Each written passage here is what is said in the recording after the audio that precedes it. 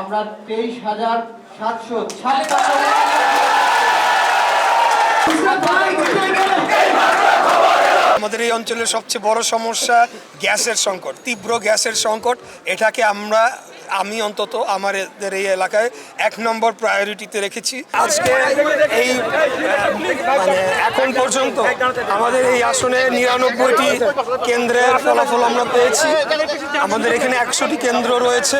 এই 99টি কেন্দ্রে সর্বমোট ফলাফল অনুযায়ী আমি প্রায় 24,000 ভোটে এগিয়ে আছি। সব কিছুর মালিক মহান আল্লাহ তাআলা, সব শুকরিয়া মহান আল্লাহ তাআলার প্রতি। মহান আল্লাহ তাআলার অশেষ রহমত ছিল দেখে আজকে আমরা এখানে বিজয়ের দ্বার প্রান্তে পৌঁছে গিয়েছি। তবে এই আসন শুধু নয়, ঢাকা শহরের টোটাল ভোট অ্যানালিসিস করে দেখতে হবে। আমরা গতকাল থেকে কিন্তু অনেকগুলা অভিযোগ যে জামাতের প্রার্থীরা তারা টাকা দিয়ে ভোট কেনার চেষ্টা করছে, টাকা দিয়ে প্রশাসনকে কেনার চেষ্টা করছে।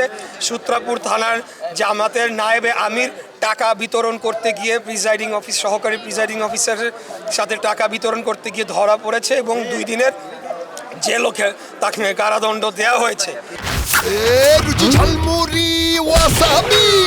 পাগল হয়ে যাবি। তো আমাদেরকে এখন গভীরভাবে পর্যালোচনা করতে হবে। এই সরকার বরাবরই আমরা বলে আসছি তারা পক্ষপাতিত্বমূলক আচরণ করছে, জামাত এবং এনসিপির প্রতি তারা পক্ষপাতিত্ব করেছে। এই সরকারের উপরে আমাদের আগে থেকেই আমরা বলে আসছি। তো যাই হোক, আমাদের যে সারা বাংলাদেশে যে ধানের শীষের যে জোয়ার উঠেছে, সেই জোয়ারে বর্তমান সরকার, জামাত, এনসিপি সবাই মিলেও কারচুপি করে আমাদেরকে ঠেকায় রাখতে পারে নাই।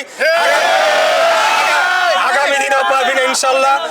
আমরা ফলাফল পর্যালোচনা করব, কোথায় কোথায় কারচুপি হয়েছে, কিভাবে হয়েছে, বা কোথাও ইঞ্জিনিয়ারিং হয়েছে কিনা। যদি হয়ে থাকে সেটা যাতে ভবিষ্যতে না হয়, আর যদি না হয়ে থাকে তাহলে তো আলহামদুলিল্লাহ। এটি আমি বলছি। ঢাকা 6 ভোটার প্রায় 3 লাখ ছিল, কিন্তু সেই তুলনায় টার্নওভার কিন্তু অনেক কম। মানে সেটার কারণটা কি মনে করেন? এটার কারণ আমরা মনে করি যে আমাদের যারা প্রতিদ্বন্দ্বী রাজনৈতিক দল তারা বাড়ি বাড়ি গিয়ে একটা ভয়ভীতি প্রদর্শন করেছে। বিশেষ করে মহিলারা বিভিন্ন বাসাবাড়িতে গিয়ে তারা ভয়ভীতি দেখিয়েছে এবং ভোটারদেরকে ভোট কেন্দ্রে আসতে নিরুৎসাহিত করেছে। বিশেষ করে আমাদের এখানে অনেক হিন্দু ধর্মাবলম্বী ভোটাররা রয়েছেন, তাদেরকে এক প্রকার ভয়ভীতি প্রদর্শন করা হয়েছে। কেন্দ্রে গেলে তাদের সমস্যা তৈরি হবে, তাদেরকে চিহ্নিত করে পরবর্তীতে ব্যবস্থা নেওয়া হবে, এই ধরনের ভয়ভীতি প্রদর্শন করেছে, যার কারণে ওভারঅল আর কি ভোটার টার্নআউটটা লো হয়েছে। তবে আমি মনে করি যে সামনের নির্বাচনগুলোর থেকে এটা অনেক বেশি হবে আর কি। আমি শুরু থেকে বলে আসছি আমাদের এই অঞ্চলের সবচেয়ে বড় সমস্যা গ্যাসের সংকট, তীব্র গ্যাসের সংকট। এটাকে আমি অন্তত আমাদের এই এলাকায় 1 নম্বর প্রায়োরিটিতে রেখেছি।